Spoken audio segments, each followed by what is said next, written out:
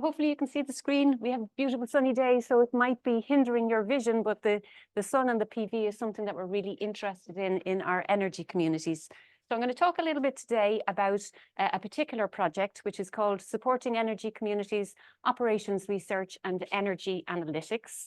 So Owen mentioned that I'm in the School of Business. That's where I research in operations research and business analytics. And that's all about creating mathematical models and optimization algorithms to solve those models.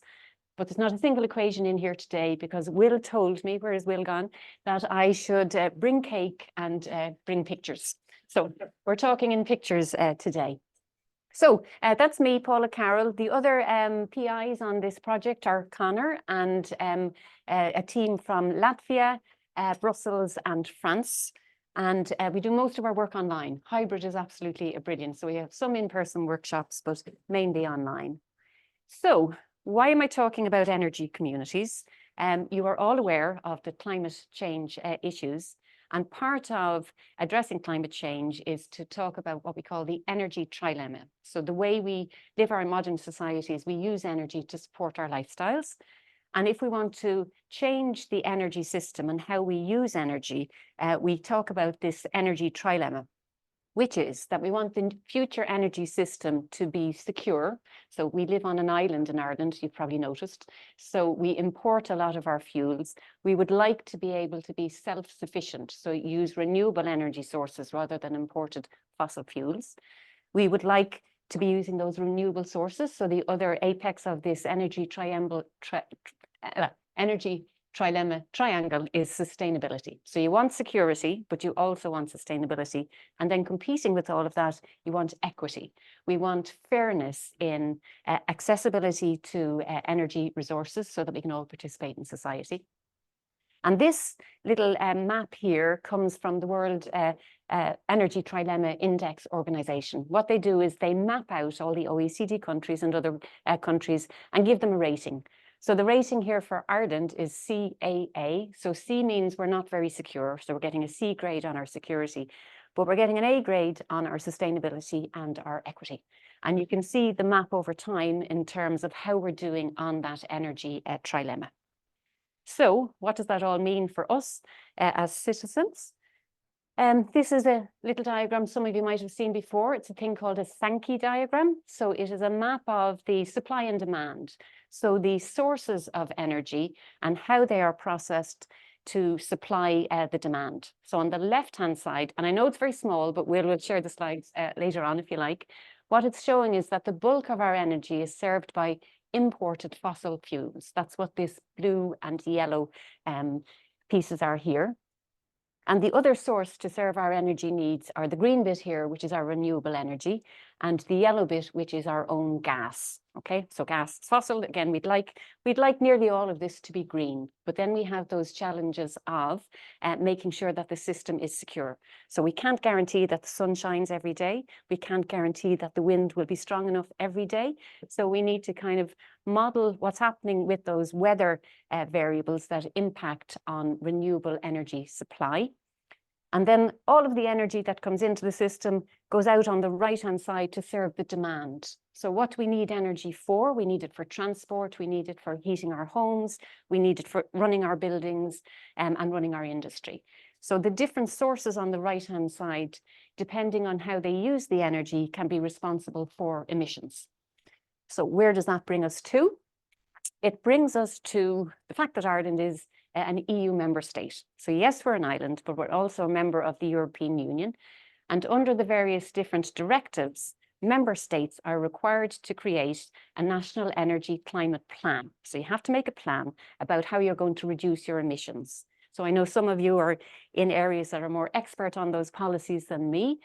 But for me, what that means is there's a directive. There's somebody somewhere saying you have to do something about it. You have to change what you're doing, which is great for me because I do operations research. So it leads to loads of really interesting research problems.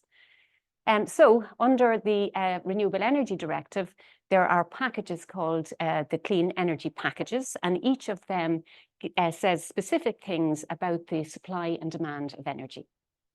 And one of the things they say, if I can read from here, is that these directives provide for the right for citizens and communities to produce, store, consume, including self-consumption, and sell renewable energy. And the EU says they want the citizens to be at the centre of this energy transition. And one of the mechanisms they think is going to work is to ask citizens to come together and form these things called local energy communities. So they're organisations which might be cooperatives or other legal entities that decide where they're going to put renewable assets, how they're going to manage them, if they're going to self-supply or if they're going to sell back to the grid, or what their objective is. So that gave us sample research questions. So what kinds of things are we going to do with our algorithms? We need to figure out where we should put these low carbon types of assets, how we're going to use them, and so on. So they're the kinds of questions. Economic dispatches, how we decide we're going to use the different assets. Oops.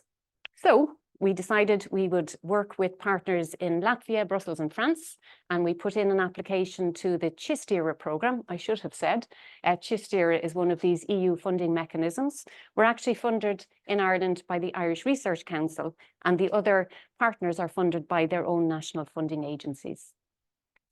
So we were focusing on what's called future and emerging technologies, and we were focusing on developing efficient algorithms. And those algorithms are all to do with these local energy communities. So how will they actually figure out how to operate? And if they want to do that, they need to do strategic planning. They need to decide, are they going to do this in the first place? So they're going to have to do an assessment of what the resources are. So that's the second piece there, looking at what is the availability of renewable energy in their locations. So they need strategic planning, so longer term forecasts, but they also need operational support, so day to day. So for tomorrow, what are we going to do with the energy? What are the demands? The weather forecast for tomorrow is that it's to turn very cold, so I hear, which will mean that we need more heating, but if the sun is shining, then that's good. So all of those things gave us all of these ideas for these work packages that we wanted to put together. So it's all about digitalization and analytics, so gathering the data, processing it, creating statistical machine learning models, and then doing these operations research type algorithms. And the Latvian partner in particular is interested in the business models and working with the distribution system operator, so the regulator who decides what the rules are. So what's the maximum import capacity? How much current can you draw? What's the maximum export capacity? So how much can you export back to the grid and get paid for? So there's all kinds of really interesting things. We started ourselves in 2021. We have a website, we have some publications, happy to talk to everybody later on. But we really started looking at these gaps. So they talk about technology readiness levels. So the tech is mainly there. Society readiness levels. In Ireland, we're not really ready for this. So we don't really have a history of cooperative energy sharing and so on. We also had issues about the data availability. Where on earth do we get the data from? So we can do this long-term planning, strategic planning. What about the regulatory regimes? So there's the EU directives that say you have to do something, but then you know the EU allows its member states to figure out how they're going to do it. So each member state can decide themselves as long as they comply overall. So that led us to these opportunities, looking at what we call sustainable energy communities and moving them towards being local energy communities. So a sustainable energy community can just be your local GAA group or your tidy towns group, and they might say, we're interested in learning more about PV or learning more about how we should charge our cars. Can we put in a charger at our sports hall and share that with the community? So sustainable energy communities are just a community group, whereas a local energy community is a legal entity that's going to participate in the market. Okay, Will, I'm probably way over my 10 minutes already. No, keep going. Okay, shout when you want me to stop talking and we'll move to coffee. How am I going to do all of this in my research? So I am not an expert in everything to do with the energy system. I do operations research, the mathematical modeling and the optimization. I do have industry experience, so I do understand how industry and policy works. This thing here is called the smart grid architecture model. So this is where different organizations, such as the transmission systems operators and the distribution systems operators, and all the companies that make the tech. So I said earlier, the technology readiness level, the companies are out there with the products to sell. So this smart grid reference architecture model was agreed in an EU working group to figure out how are we going to do it all? Can it all be plug and play? So any of you that have EVs will understand that it's difficult to find a place to charge your car. If you have a charge point at your house or access to electricity, you can do it. If you bought a Tesla, your charger might not fit the sockets out on the public charging infrastructure. So the idea of having these reference architecture models is that we get everybody to agree on the protocols and the interfaces so that things can be plug and play for citizens and energy communities. So as I mentioned, the Latvian partner is very interested in the business layer. What kind of business models can we support energy communities to work with? And we're not down here at this technical layer of the actual components and stuff, but you need to understand how things propagate through that system. So if you have a PV panel down here, how on earth are you going to connect that to a business model to decide how to operate it? So we're familiar with these reference architecture models. We've done some use cases. So the Latvian partner is working with their distribution systems operator. They are very anxious, given that they border Russia, to become more secure. They keep reminding us all the time that they don't need to keep their energy system details private because they were built by the Russians, so they know everything already about their systems. So they're really anxious to get going on implementing these things.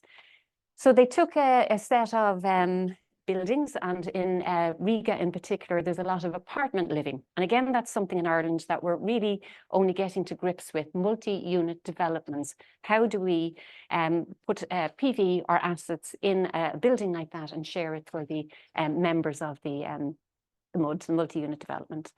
So we might have various different things, and apologies for the lighting today. These little pictures show that we can have buildings, and some of them might have PV panels on their roofs. Some of them might have a little battery. They might have a heat pump. They might have an electric car. But we might decide as a community where to put those assets. So could we put them on the sports hall roof, and then everybody could use them? Turns out there's loads of issues with doing that. Who owns the sports hall? So if we wanted to do that here in UCD, who owns these buildings? It turns out in Latvia that the higher education institutions actually rent their buildings from a government agency. So they can't actually just use their higher education buildings and put PV on the roof.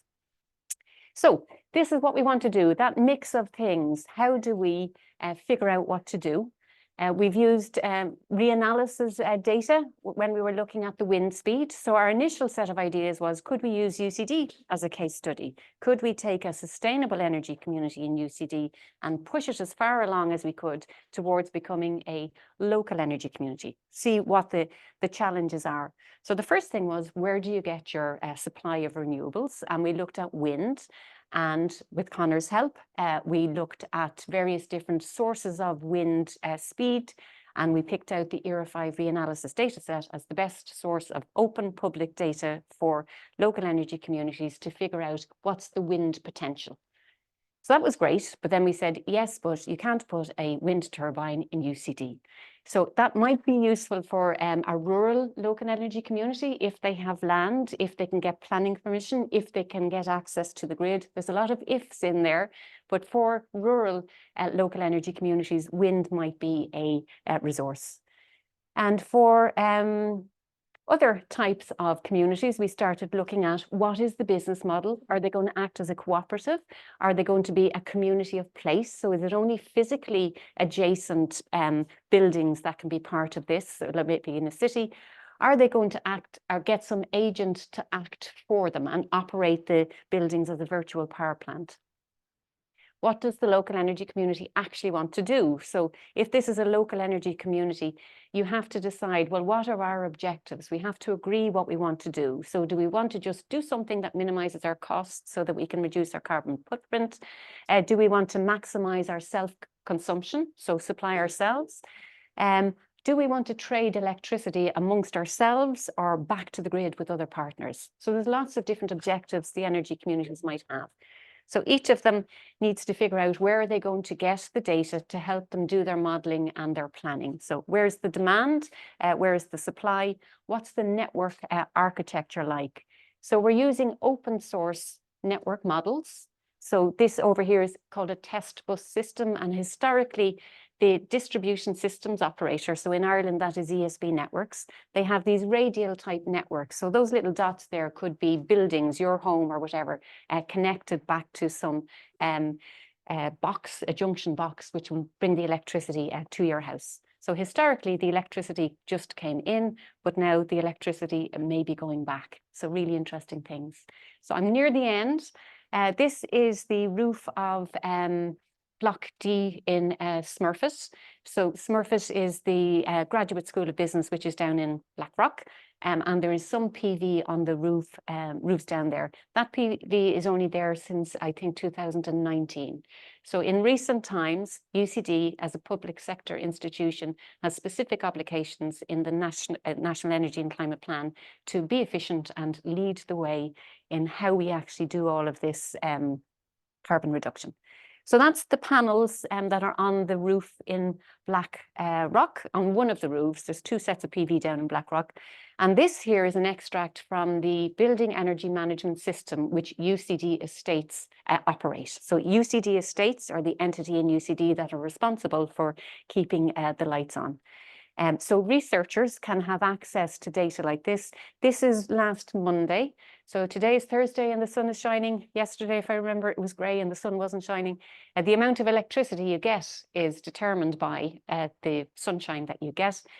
Dublin is at 53 degrees north. So if we were further south, we get more PV. If we were further north, we get less and so on. So this is what we're looking at the moment, looking at the PV that you actually get from installed PV arrays. The manufacturers give you a technical data sheet and they say this is the capacity of your system, this is what you can expect from it over time. But if you look at the way the PV is installed, it depends a lot on its local setting. So what angle is it at? Is it overlooked by trees or other buildings or whatever? All of those will impact on the actual PV that you can get. I think I've well used my 10 minutes now, sorry. So I really love this work, which is why I get so excited talking about it. And thank you for the invitation. I'll take any questions and then we can have coffee. Thanks so much.